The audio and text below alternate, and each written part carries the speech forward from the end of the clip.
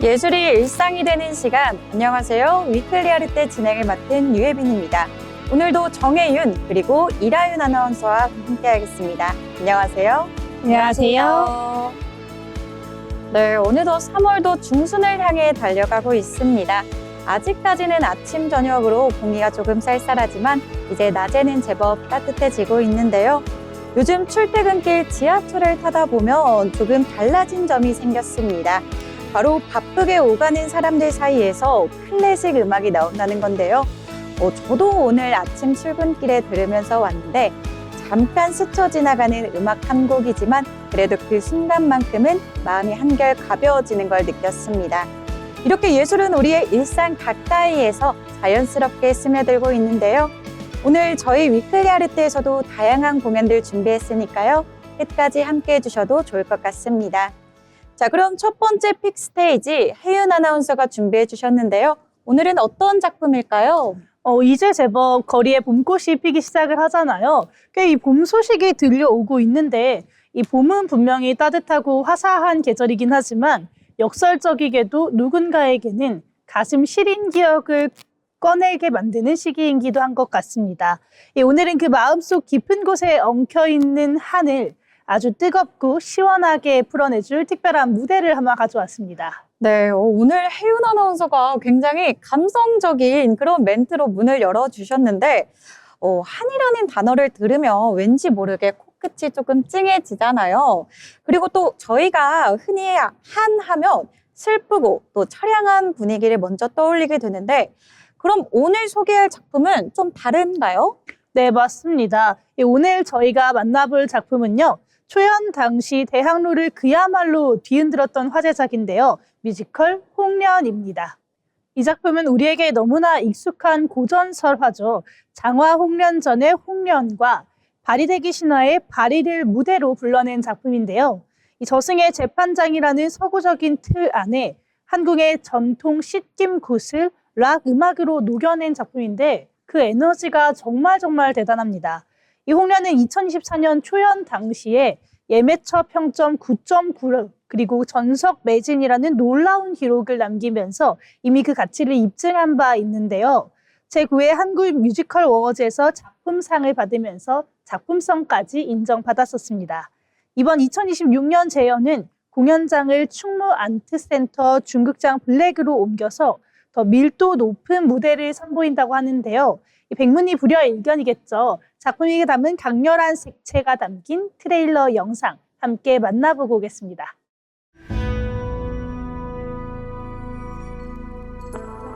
지금부터 망자를 위한 천도적의 13만 9,998번째 재판을 시작한다.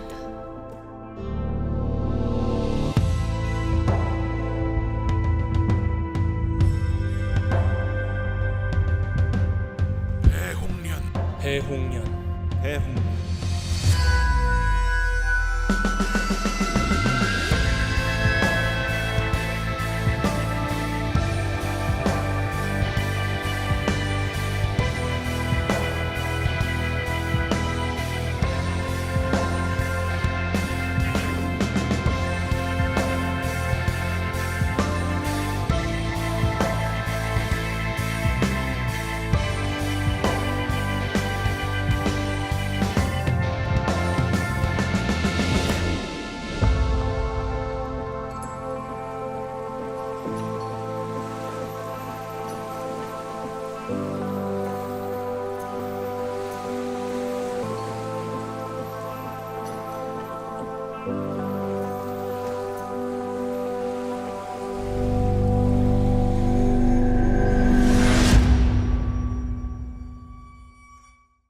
네, 영상만 봐도 이 긴장감이 그대로 느껴지는데요. 심장까지 쫄깃해지는 그런 기분입니다.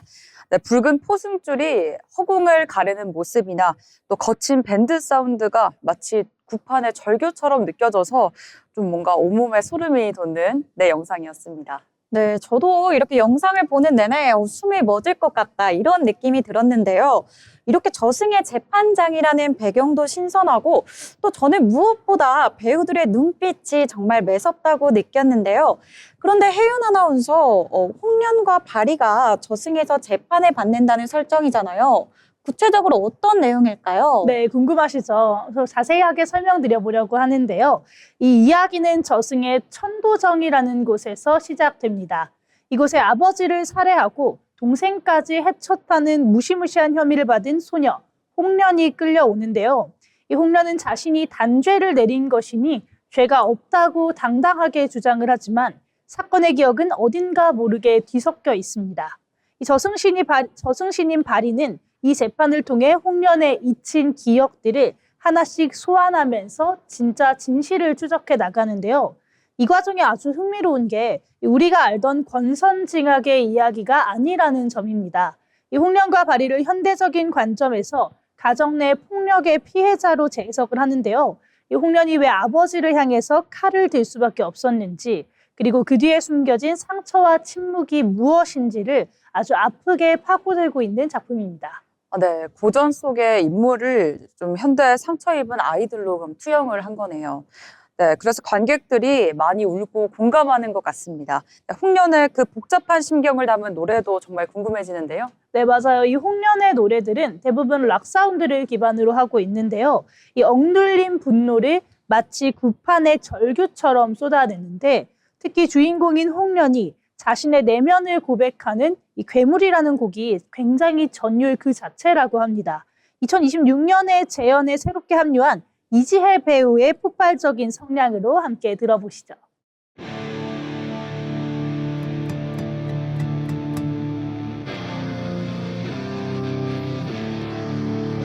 내가 여물이면 저건 괴물이야. 가문에 환장한 끔찍한 괴물.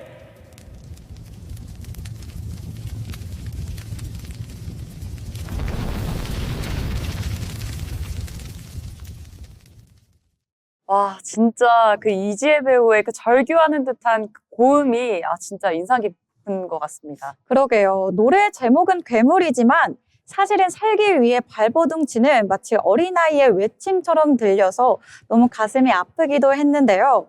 이렇게 재판 초반에는 홍련이 관객들을 향해서 불평을 쏟아내면서 반항적인 태도를 보인다고 들었는데 그게 알고 보면 다 자신을 보호하려는 그런 방어 기제였다는 게 느껴지네요. 네, 맞습니다. 그래서 이 작품의 주인공은 사실 홍련 한 명이 아니라 그녀를 품어주는 바리도 있다고 할 수 있겠는데요. 이 바리 역시 부모에게 버림받았던 아픔을 가진 인물이잖아요. 처음에는 아주 카리스마 넘치고 또 엄격한 재판장으로 분위기를 이끌지만 홍련의 상처를 발견하고 아가라고 부르면서 다가가는 순간이 이 뮤지컬의 최고의 눈물 버튼이라고 합니다. 이 바리와 차사들이 홍련에 뒤엉킨 기억 속의 인물들로 끊임없이 변신을 하면서 사건의 퍼즐을 맞추는 멀티롤 연기도 놓칠 수 없는 관람 포인트인데요. 5명의 배우가 이 320석 규모의 공연장을 그야말로 꽉 채우는 밀도 높은 앙상블을 보여줍니다.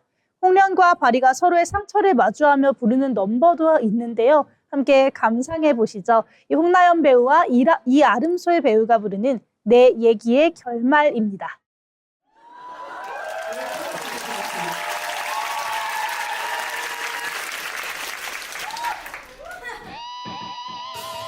울 좋은 소리 하네 울지마 내 귀에는 그냥 해도 사랑에 목말라 미련 떨곤 복수인 척하고 있네. 이 얘기의 결말을 똑바로 봐 숭고한 용서인 척하는 순종일 뿐. 이 얘기의 결말을 똑바로 봐 누가 웃음 짓는지. 웃기지도 않는 말로 극복한 척하고 있네. 정신승리도 어느 정도 것이어야지. 그 정도면 거의 망상 아닌가? 이 기억이 정해놓은 한계 속에 갇힌 너의 얘기. 풍요 기적의 논리 똑같은 사슬 또 다른 약자를 낳는 잘못된 그 선택 얘기의 결말을 똑바로 봐 정당한 복수인 척하는 파멸이 이 얘기의 결론을 똑바로 봐 누가 박수 치는지 와, 두 분의 화음이 엉킨 매듭을 하나씩 풀어내는 것 같아서 정말 아름다운데요. 노래가 이렇게 끝나도 저는 여운이 길게 남는 걸 보니까 저도 모르게 제 안에 있던 상처를 위로받는 그런 느낌이 드는 것 같습니다. 네, 예빈 아나운서 말처럼 저도 이 노래를 들으면서 제 마음에 있는 상처가 조금 치유가 되는 느낌인데요. 네, 혜윤 아나운서가 말씀하신 아까 그 씻김의 미학이라는 게 바로 이런 거겠죠. 네, 락 음악과 거문고 중심의 국악이 결합한 이 넘버들이 교차하면서 억눌린 감정을 폭발시키고 또 풀어내는 과정이 정말 인상적인 것 같습니다. 네, 맞습니다. 그게 바로 이 작품이 추구하는 씻김의 미학이라고 할 수 있겠는데요. 이 후반부로 갈수록 무대는 단순한 재판장이 아니라 억울한 영혼을 달래는 구판으로 변신합니다. 혼을 부르고 또 얽힌 매듭을 풀고 영혼을 씻어보내는 의식이죠. 붉은 포승줄이 허공을 가르고 락음악과 국악이 섞이면서 감정이 최고조에 달할 때 관객들은 마치 함께 씻김굿에 참여한 듯한 카타르시스를 느낄 수 있다고 합니다. 네, 이렇게 들으니까 이번 캐스팅도 너무 궁금해지는데 혹시 캐스팅은 어떤가요? 네, 2026년에 하는 이 재연 캐스팅이 그야말로 완벽한 조화를 보여주고 있습니다. 홍련 역에는 이지혜, 강혜인, 김희후, 홍나연 배우가 참여를 하고요. 저승신 바리 역에는 이아름솔, 김경민, 이지연 배우가 출연해 각기 다른 매력의 위로를 전할 예정이라고 합니다. 또 여기에 강림 차사역을 맡은 이정수, 신창주, 이종영 배우 등 실력파 배우들이 극의 무게감을 탄탄하게 잡아줄 예정인데요. 특히나 월직 차사역의 김대현, 백종민 배우와 일직 차사역의 신윤철, 정백선 배우가 보여주는 아까 말씀드렸던 이 멀티롤 연기도 굉장히 묘미가 대단합니다. 캐스팅이 정말 대단한데 또 저는 여기 평점이 10점 만점에 9.7점이나 된다고 들었어요. 또 보신 분들 대부분이 보고 나니 마음이 가벼워졌다는 그런 후기를 남기시는 이유를 알 것 같은데 지하 2층의 작은 무대에서만 느껴질 수 있는 이 뜨거운 호흡을 저도 한번 꼭 경험해보고 싶네요. 네, 사실 저도 그런데요. 이 공연장이 올라가는 충무 아트센터 중극장이 그렇게 큰 극장은 아닙니다. 하지만 320석 규모의 작은 공연장은 아마 배우들만의 열기로 꽉 찰 것 같은데요. 또한 연출도 굉장히 감각적이라고 합니다. 특히나 이 무대의 바닥의 타일이 넘버의 흐름과 또 감정의 변화에 맞춰서 붉은색과 푸른색, 녹색으로 변하는 연출이 이 6평 남짓단 소극장 무대를 꽉 채우는 큰 힘이 되어줄 것 같습니다. 네, 작은 무대지만 그 안에 터져나오는 이 울림은 결코 작지만은 않은 것 같아요. 네, 한을 설명하려 들지 않고 무대 위에서 직접 풀어버린다는 게 너무 통쾌하게 느껴집니다. 네, 맞습니다. 이 뮤지컬 홍련은요, 5월 17일까지 충무아트센터 중극장 블랙에서 만나보실 수 있고요. 2026년 봄, 이 마냥 밝은 빛 아래에서 조금 나만 약간 봄을 타나 하는 외로움을 느끼신다면 저승의 재판장에서 울려 퍼지는 이 뜨거운 씻김굿과 함께 마음의 응어리를 훌훌 털어내보시는 것도 좋을 것 같습니다. 네, 이번 봄과 정말 잘 어울리는 작품 뮤지컬 홍련이었습니다. 다음으로는 제가 준비한 픽스테이지인데요. 여러분은 혹시 공연을 보러 가셨는데 관객이 없다면 어떨까요? 보통 공연이라면 무대가 있고 또 우리는 객석에 앉아 그 무대를 바라보게 되는데요. 그런데 오늘 소개해드릴 공연은 조금 다릅니다. 관객이 앉아서 보는 공연이 아니라 공간을 직접 이동하며 체험하는 공연인 건데요. 심지어는 관객 자체가 그 작품의 일부가 되기도 합니다. 우리 두 아나운서는 어떤 그림이 떠오르시나요? 이 관객이 좀 작품의 일부가 된다고 하니까 좀 저희가 그동안 들어왔던 공연들이랑은 또 색다른 느낌일 것 같아요. 그리고 또 뭔가 제가 작품의 일부가 된다고 하니까 조금 설레기도 하는 것 같습니다. 그렇죠? 저도 처음에 소식을 들었을 때는 굉장히 흥미롭다고 생각이 들었는데요. 오늘 소개해드릴 작품은 프로젝트 운트의 이머시브 퍼포먼스 인간 전시 공입니다. 제목부터 인간이라는 말이 들어가는군요. 좀 인간적인 것 같은데 아까 처음 설명을 들었을 때부터 좀 느꼈는데 굉장히 이색적인 것 같아요. 인간을 좀 전시한다는 표현이 새롭게 느껴지는데요. 그렇죠. 그동안 미술이나 조형물 같은 다양한 전시는 많았는데 또 이렇게 사람을 전시한다는 쇼는 없었잖아요. 관객들은 이 작품을 보고 공연을 관람하는 게 아닌 작품 속을 걷는 듯한 느낌이라는 평을 보냈는데요. 이 공연의 형식을 이머시브 공연이라고 합니다. 쉽게 말해서 몰입형 공연인 건데요. 옛날 역사를 보면 마당놀이나 판소리, 그리고 굿에서 광대와 구경꾼들은 같은 공간에 있죠. 이처럼 한국 전통 공연 방식에서 영감을 받았다고 합니다. 말 그대로 공연 공간 자체가 전체 무대가 되는 거죠. 네, 그럼 관객이 정해진 좌석에 앉아 있는 게 아니라 그럼 돌아다니는 방식인 건가요? 네, 맞습니다. 관객은 공간을 자유롭게 이동하면서 퍼포먼스를 가까이에서 보게 되는데요. 그래서 배우와 관객 사이의 경계도 거의 사라지게 됩니다. 어떤 장면에서는 바로 눈 앞에서 퍼포먼스가 펼쳐지기도 하고요. 어떤 순간에서는 관객이 장면 사이를 지나가며 공연의 일부가 되는 경험을 할 수 있습니다. 이거 정말 색다른 경험일 것 같은데요. 이 정말 춤 전시를 보고 있다 이런 느낌이 들 것 같아요. 네, 맞습니다. 그래서 많은 분들이 하나의 예술 공간을 체험했다 이렇게 이야기하는데요. 네, 듣기만 해도 굉장히 신비로운데 이런 혁신적인 공연을 기획한 무용단이 누구일까요? 네, 이렇게 독특한 공연을 선보이고 있는 단체는 바로 뭉트 프로젝트입니다. 이 단체는 현대무용과 퍼포먼스, 그리고 공간 연출을 결합해서 새로운 공연 형식을 실험하는 창작 프로젝트 그룹인데요. 특히 이번 인간 전시 시리즈를 통해서 인간의 존재와 정체성에 대한 질문을 던지는 그런 다양한 작품들을 이어오고 있습니다.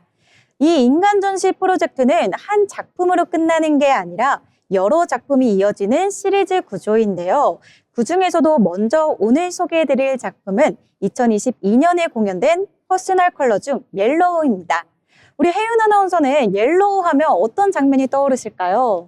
옐로우 노란색이면 저는 이제 봄이니까 개나리꽃도 떠오르고요. 또 나비도 좀 생각나는 것 같아요. 와, 한 번에 맞추셨습니다. 오늘 소개해드릴 퍼스널 컬러 옐로우는 바로 호전몽 이야기입니다. 여러분 혹시 호전몽 이야기 알고 계실까요? 장자가 꿈속에서 나비가 됐는데 깨어난 뒤 장자가 나비가 된 꿈을 꾼 것인지 아니면 나비가 장자가 된 꿈을 꾸고 있는 건지 알 수 없었다는 이야기인데요. 바로 이 장자의 호전몽 이야기에서 영감을 받은 퍼포먼스입니다. 무용수 오하솜이 나비를 떠올리게 하는 손짓과 움직임을 통해 인간과 나비, 그리고 현실과 꿈의 경계를 표현하는 작품인데요. 직접 한번 보시면 지금까지의 내용들이 한 번에 이해되실 겁니다. 자, 그럼 다 함께 보고 오십시오.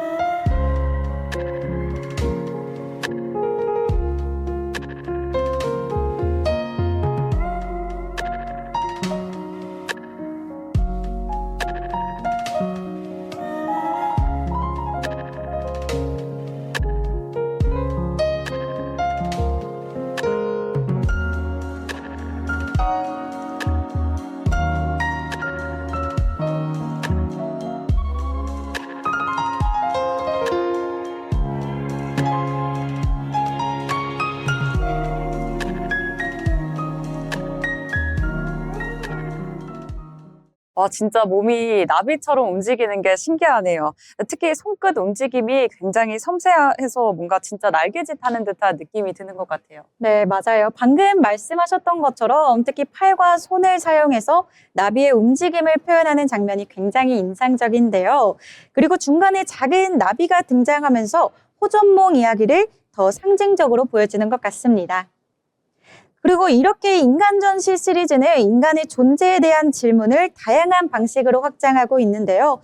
그 다음 작품이 바로 인간전시 포인트, 일하는 당신의 고유한 당신을 위한 춤입니다. 이 세상 속 단 하나뿐인 당신의 고유함을 잃지 않을 때 비로소 우리는 빛이 드는 점이 되어 서로를 연결한다는 메시지를 담고 있는데요. 아름다운 고유함을 잃지 않도록 춤으로 위로하고 또 오롯이 관객에게 선물하는 작품입니다. 무용수는 구민지, 류다영, 정정로 무용수가 보여주는 인간전시 시리즈 3 영상으로 한번 만나보시죠.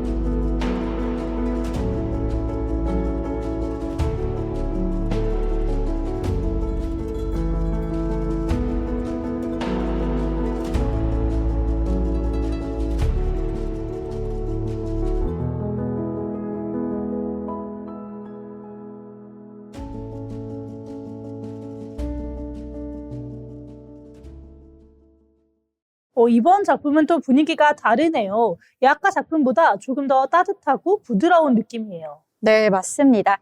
특히 저는 무용수들이 관객에게 직접 다가가기도 하고 또 관객의 뒤에서 함께 손짓하는 장면이 굉장히 인상적이었는데요.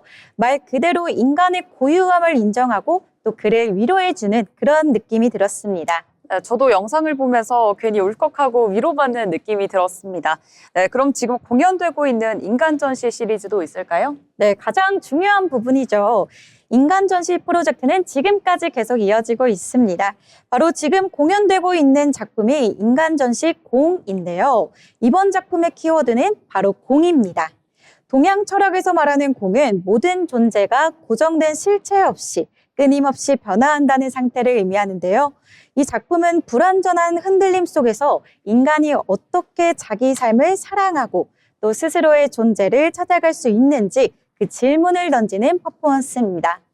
네, 정말 살면서 누구나 한 번쯤은 고민해봤을 법한 주제를 담은 것 같은데요. 그럼 이 시리즈만의 특별함이 있을까요? 그렇죠. 이 작품만의 특별한 점은 바로 공연 형식 자체가 굉장히 파격적이라는 점입니다. 공간 전체가 하나의 살아있는 전시처럼 구성되어 있는데요. 관객은 공연장을 직접 걸어다니며 무용수들의 움직임을 아주 가까이에서 볼 수 있습니다. 영상으로 보면 특유의 그 분위기가 더 잘 보이실 텐데요. 그럼 인간전시 시리즈 공 함께 보고 오시죠.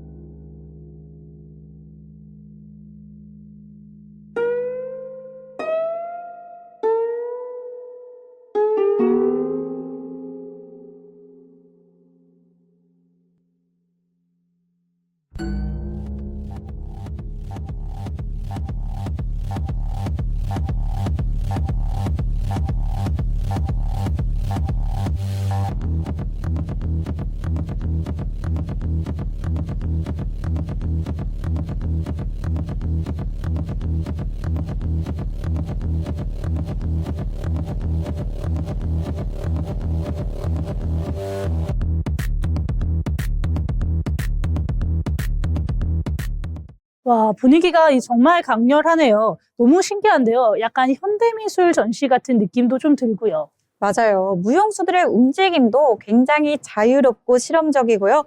그래서 공연을 보는 관객들도 각자 전혀 다른 경험을 하게 된다고 합니다. 이렇게 소개해드린 프로젝트 웅뚜의 이머시브 퍼포먼스 인간전시 공은 서울 용산에 있는 LBB 아트하우스에서 현재 공연되고 있는데요.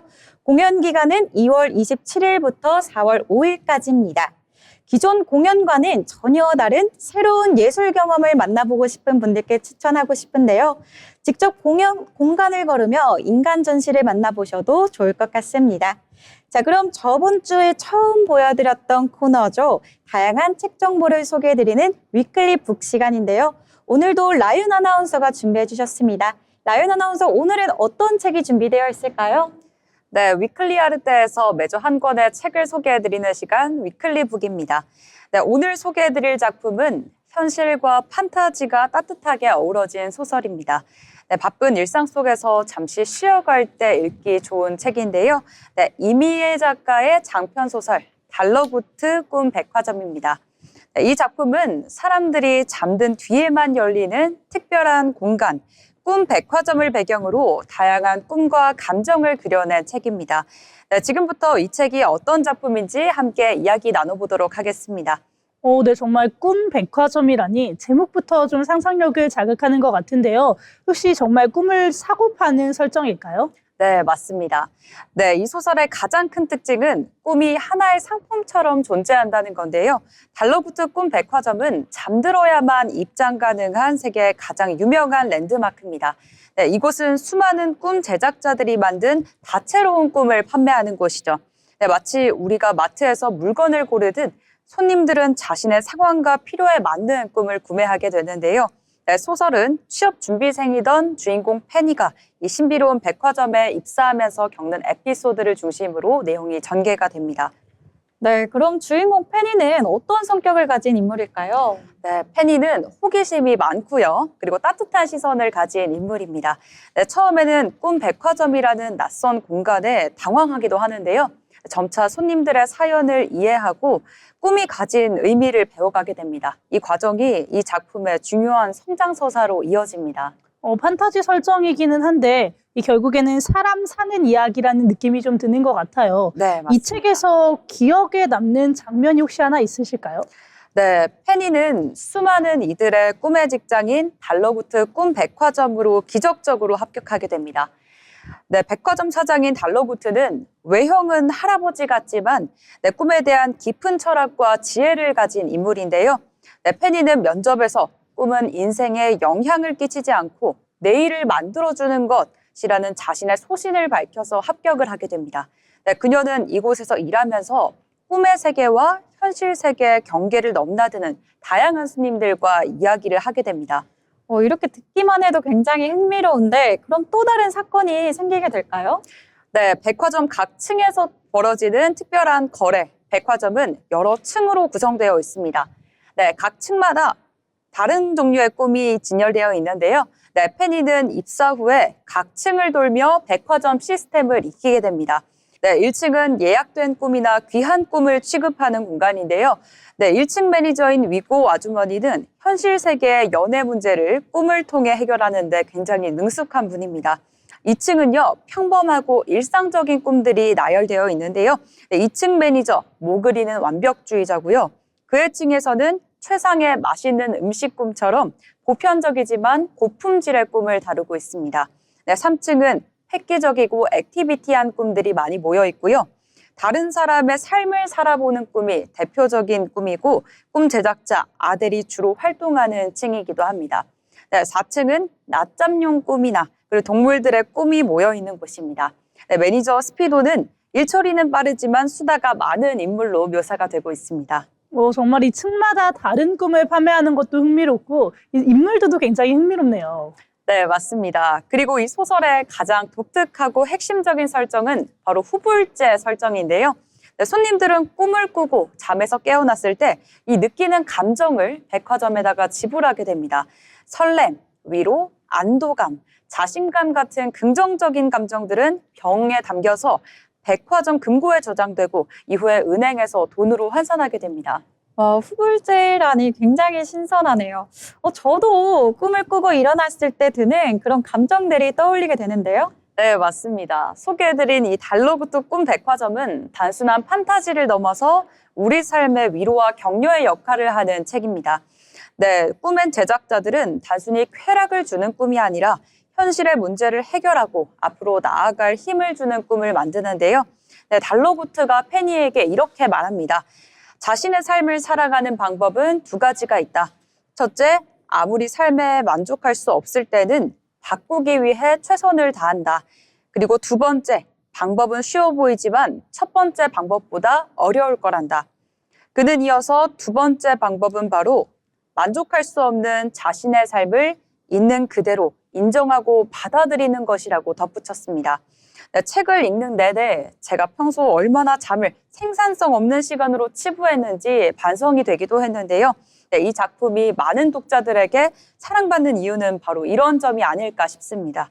네, 판타지라는 설정을 통해서 결국은 우리의 삶과 그리고 감정을 이야기하고 있기 때문이죠. 네, 맞습니다. 이 소설은 특별한 사건보다는 사람들의 소소한 바람과 후회, 그리고 희망 같은 감정들을 따뜻하게 보여주는 작품인 것 같습니다. 네, 맞습니다. 오늘 위클리북에서는 이미애 작가의 장편 소설 달러구트 꿈 백화점을 소개해드렸습니다. 네, 바쁜 하루를 보내고 잠들기 전 한 번쯤 펼쳐보시면 굉장히 좋을 것 같은데요. 꿈이라는 공간을 통해서 우리의 마음을 돌아보게 만드는 작품이었습니다. 이 달러구트 꿈 백화점을 들으니까 오늘 밤은 제가 과연 어떤 꿈을 꿀지 좀 기대가 되네요. 맞아요. 저도 꿈이 가진 그 의미를 다시 생각해보게 되는 이야기였습니다. 네, 오늘의 책 달러구트 꿈 백화점이었고요. 다음 주에도 알찬 책으로 찾아뵙도록 하겠습니다. 네, 달러구트의 꿈 백화점 함께 만나봤습니다. 이렇게 읽고 나면 굉장히 여운이 남을 것 같은 작품이라 저도 꼭 한번 읽어보고 싶은데요. 자, 그럼 이어서 이번 시간은 앞서 소개해드린 공연 중에서 주목해볼 만한 인물을 만나보는 픽피플 시간입니다. 먼저 저와 만나볼 인물은요. 앞서 저희가 이야기 나눴던 인간 전시를 보시면서 무용이 꼭 아름다운 동작만 있는 건 아니구나 이런 생각이 드셨을 텐데요. 사실 이런 공연 형식에는 한 예술가의 영향이 굉장히 크게 자리 잡고 있습니다. 오늘 픽피플에서는 현대 공연 예술의 흐름을 완전히 바꿔놓은 안무가 피나 바우시를 만나보겠습니다. 네, 피나 바우시요. 이 현대 무용에서 굉장히 유명한 인물이라고 들었는데요. 네, 맞습니다. 피나 바우시는 독일 출신의 안무가이자 무용가로 현대무용 역사에서 가장 영향력 있는 인물 중에 한 명으로 평가받는데요. 특히 그녀는 탄츠 티어터라는 새로운 공연 형식을 만들어낸 예술가이기도 합니다. 네, 탄츠 티어터 이름이 굉장히 낯선데 어떤 공연 형식일까요? 네, 탄츠 티어터는 독일어로 춤의 연극이라는 뜻인데요. 말 그대로 무용과 연극이 결합된 형식입니다. 기존 발레가 정교한 동작과 아름다운 움직임을 중심으로 했다면 피나 바우시의 작품은 조금 다른데요. 무용수들이 춤을 추기도 하지만 말을 하기도 하고 웃기도 하고 때로는 울기도 합니다. 그러니까 춤만 보여주는 공연이 아니고 좀 대사도 있고 이런 연극처럼 펼쳐지는 장면이네요. 맞습니다. 그래서 그녀의 작품을 보면 무용과 연극 그리고 퍼포먼스의 경계가 사라진 듯한 느낌을 받는데요. 이런 피나 바우시의 작품 세계를 잘 보여주는 대표적인 작품이 있습니다. 먼저 바로 봄의 제전인데요. 이 작품은 원래 러시아 작곡가의 음악으로 만들어진 발레 작품이었습니다. 내용은 꽤 원초적인 고대 슬라브 부족의 봄 제의를 이야기하는데요. 부족 사람들은 봄이 오면 자연의 신에게 풍요를 기원하는 의식을 치르게 됩니다. 그 의식의 마지막에는 한 젊은 여성이 희생 제물로 선택되는데요.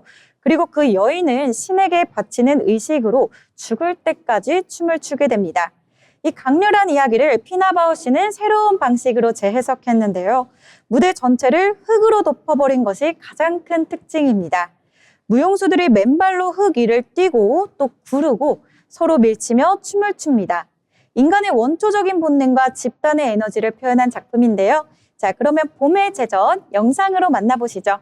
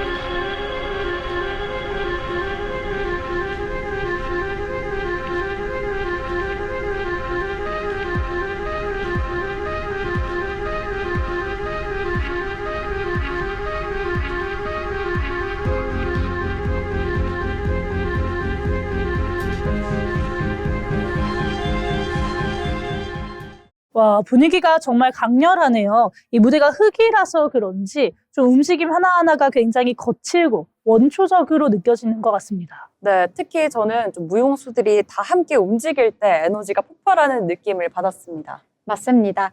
그래서 이 작품은 단순한 춤을 넘어서 인간의 본능과 감정을 그대로 드러내는 무대라는 평가를 받는데요.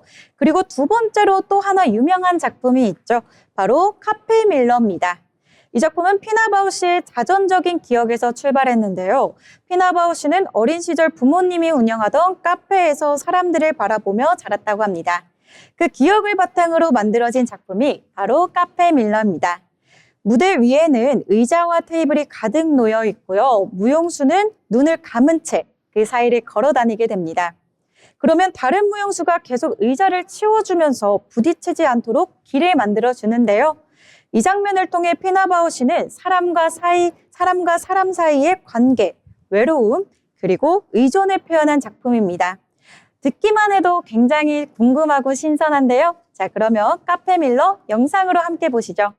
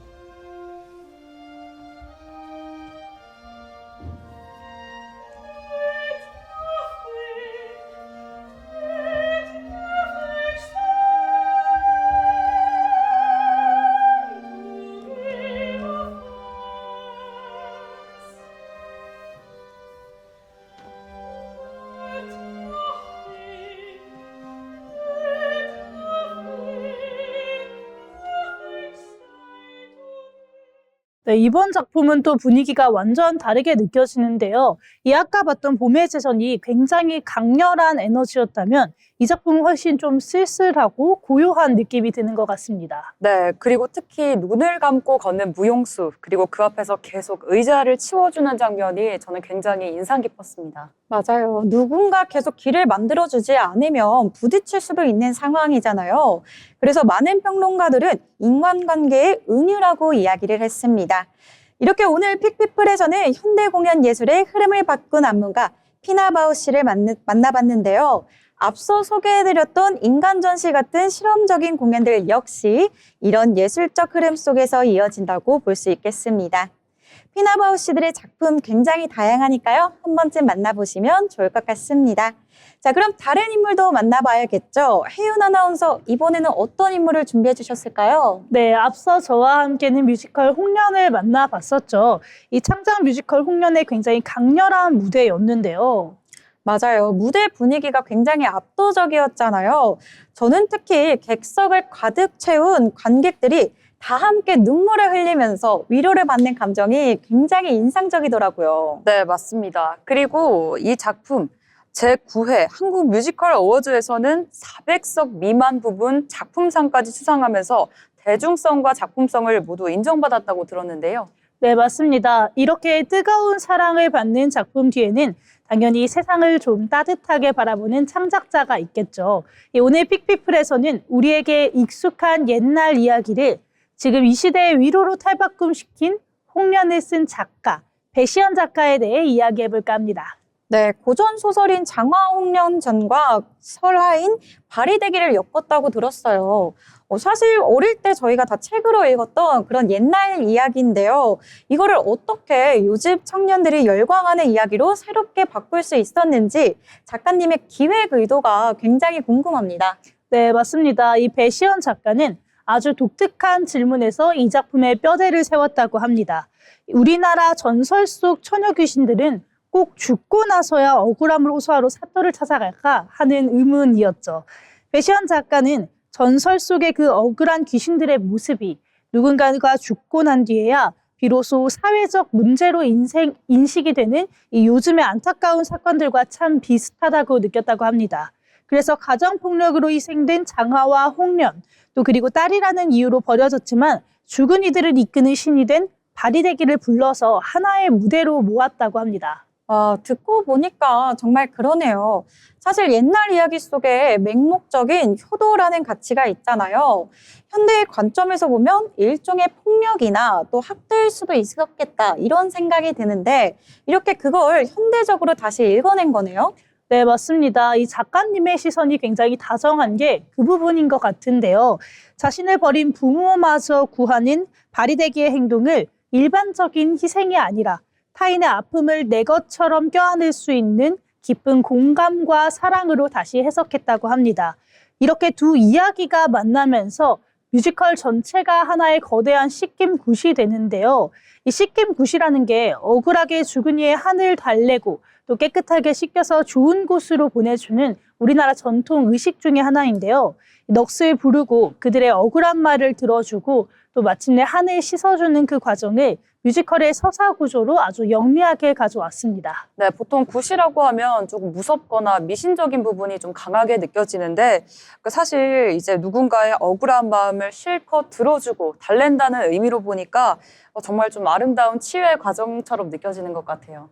네, 맞아요. 방금 라윤 아나운서가 말씀하신 들어준다라는 이야기가 이 작품의 핵심인데요. 이 생전에 아무도 들어주지 않았던 홍련의 아주 슬픈 목소리가 바리가 온전히 그 이야기를 들어주게 됩니다. 억울하게 세상을 떠난 홍련이 어떤 마음으로 법정에 서게 되는지 그 절절한 심경을 담은 곡을 잠깐 만나보려고 하는데요. 홍나연 배우가 부른 죽어야만 해입니다. 피고는 부모로부터 오랜 시간 동안 학대를 당했다고 들었습니다. 주변에 도와주는 사람은 없었나요? 댁들도 안 도와주시는데 누가 도와주십니까? 그럼 관아에라도 가봤어야죠. 관아? 웃기는 아저씨네. 아저씨. 여러분, 저 같은 애들이 관아에 계신 분들 만나서 말 한마디라도 듣게 만들려면 어떻게 해야 되게요? 죽어야 돼. 당신들 귀신하면 떠오르는 게 뭐야? 아마 전혀 귀신 떠올렸을걸. 걔네들 공통점이 뭔지 한번 말해봐. 걔네가 사람들을 만나 매번 하는 일이 뭐야? 내 얘기 들어줘, 내 한 좀 풀어줘. 대체 그 이유는 뭘까? 죽었어야 해, 죽었어야 해. 죽었으면 모든 님에 들었어. 날 죽어야만 해, 죽어야만 해. 언제까지 죽어야 죽어야만 해, 죽어야만 해. 죽어야만 네 삶의 관심같이. 날 죽어야만 해, 죽어야만 해. 죽어봤자 내 손으로 날 울어. 볼수 없는 것 저는 이 부분이 조금 기억에 남는데요.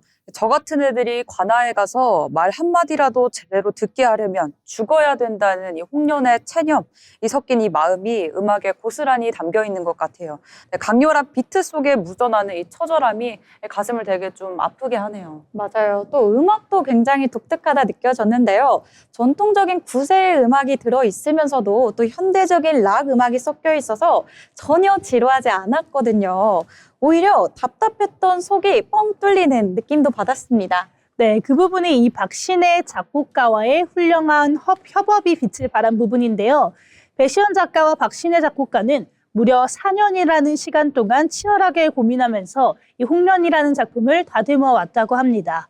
한을 쏟아내는 홍련의 마음을 대변하기 위해서 락과 국악을 자연스럽게 접목해서 요즘 관객들의 귀에도 편안하면서 감정을 시원하게 폭발시킬 수 있는 음악을 완성했습니다. 작가님이 특히 20, 30대 여성들의 마음을 울린 특별한 이유가 있을까요? 그 공연을 보고 오신 분들이 내 상처가 치유됐다 하는 후기들을 참 많이 남기시더라고요. 네, 맞아요. 이 작가님은 이 작품을 쓰면서 아동학대 피해자들에 대해서 정말 조사를 많이 하셨다고 하는데요. 이 피해자들이 가장 힘들어하는 게 가해자인 부모에게 여전히 사랑받고 싶어하고 또 이런 자기 자신을 탓하고 미워하는 자기 혐오라고 합니다. 작가님은 홍련과 바리의 입을 빌려서 그분들에게 꼭 그건 절대 당신의 잘못이 아니다라는 위로를 전하고 싶었다고 합니다. 이 극 중에 홍련과 바리가 듀엣으로 부르는 노래가 있는데요. 너 아무 죄 없으라라는 가사가 나옵니다. 이 대목에서 객석에 훌쩍이는 소리가 가장 커진다고 하는데 이 나약해서 혹은 내가 잘못해서 상처받은 게 아니라는 그 한마디가 관객들의 멍든 마음을 부드럽게 쓰다듬어 준 것 같습니다. 네, 너 아무 죄 없으라라니 이렇게 입으로 소리 내기만 해도 눈물이 날 것 같은 그런 따뜻한 위로인데요. 상처받은 스스로를 자책하던 사람들에게는 그 어떤 거창한 말보다 큰 위로가 될 것 같습니다. 네, 맞습니다. 그런데 재미있는 건 그게 결말이 창작 과정에서 한번 바뀌었다는 건데요. 원래 배시연 작가가 생각했던 결말은 홍련이 바리처럼 망자의 이야기를 듣고 또 함께 분노해주는 위로의 신이 되었다는 거였는데요. 이 고난을 겪은 아이가 누군가를 돕는 연대자가 되는 게 서사적으로 봤을 때는 더 멋진 결말이라고 생각했었다고 합니다. 근데 실제 공연에서 홍련이 대단한 신이 되지는 않잖아요. 네, 맞습니다. 함께 연습하던 배우들이 다른 의견을 냈다고 해요. 이 피해자가 꼭 대단한 신이나 영웅이 되어서 무언가를 증명해야만 하는가? 그저 상처받은 평범한 아이가 자신을 짓누르던 죄책감을 내려놓고 편안해지는 것만으로도 충분히 의미 있고 또 용기 있는 일이 아닐까라는 제안을 했다고 합니다. 네, 배우들의 해석이 굉장히 사려 깊고 사려 깊은데요. 억지로 대단한 극복을 강요하기보다는 그저 무거운 짐을 내려놓고 평안을 찾는 모습이 저 같은 평범한 사람들에게는 훨씬 더 큰 위로로 다가올 것 같습니다. 네, 맞아요. 이 작가님도 처음에는 자신이 쓴 결말에 대한 아쉬움이 조금 있었다고 하는데요. 이 첫 공연을 올리고 객석의 반응을 보면서 배우들의 선택이 옳았다는 생각을 했다고 합니다. 이 홍련이 특별한 존재가 되지 않더라도 관객들이 온전한 마음으로 홍련의 이야기를 들어주는 진정한 참관인이 되어주었기 때문이었죠. 작가와 작곡가 그리고 배우와 관객까지 무대라는 공간 속에서 서로의 목소리에 귀 기울이고 의견을 나누면서 완성해 나간 이 과정 자체가 이미 하나의 거대한 치유의 고판 같네요. 맞아요. 세상에 완벽한 사람은 없지만 누군가의 이야기를 진심으로 들어주는 것만으로도 서로에게 발휘가 되어줄 수 있다는 작가님의 예쁜 마음이 고스란히 전해지는 것 같습니다. 네, 맞습니다. 이 배시연 작가는 세상이 조금씩이라도 좋은 방향으로 나아갈 것이라는 믿음을 가지고 글을 쓴다고 합니다. 누군가의 말을 온전하게 듣는다는 건 참 귀하고 숭고한 능력이라는 작가의 말처럼 오늘 밤은 우리 주변의 약한 사람들의 목소리들을 다시 한번 더 다정하게 귀 기울여 보시는 건 어떨까 싶습니다. 오늘의 픽피플 배시연 작가였습니다. 네, 저도 오늘만큼은 제 주변 사람들의 이야기를 조금 더 잘 들어줘야겠다는 생각이 듭니다. 이렇게 벌써 오늘 저희가 준비한 이야기들을 마칠 시간이 다가왔는데요. 여러분, 이런 말이 있죠. 예술은 우리가 현실을 견디도록 도와주는 가장 아름다운 방법이다. 때로는 공연 한 편이 그리고 음악 한 곡이 우리의 마음을 다독여주기도 하는데요. 이렇게 예술은 우리 일상 속에서 작은 쉼표가 되어주기도 합니다. 오늘 저희가 전해드린 공연 이야기들이 여러분의 하루에 작은 쉼표가 되었길 바라면서 저희는 다음 주 이 시간 더 다양한 공연 소식들로 다시 찾아오겠습니다. 오늘도 함께해 주신 여러분 고맙습니다.